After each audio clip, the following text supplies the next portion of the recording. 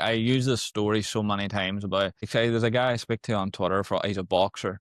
And I asked him one time, just out of interest, what's gonna go through your head if you do lose? Because he's undefeated. And he said, you do realize that when you lose, you don't just get face the next morning. Like you do wake up the next day.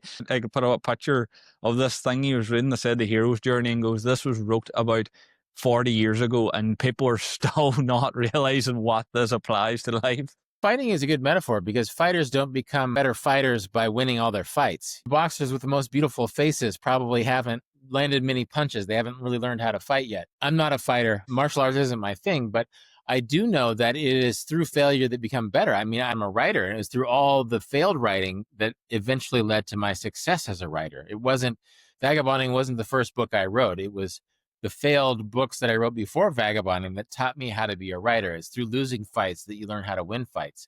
It's through having difficulty in life that you learn how to have success in life. And that's a part of this hero's journey. I mean, that's a whole other hour of podcast conversation.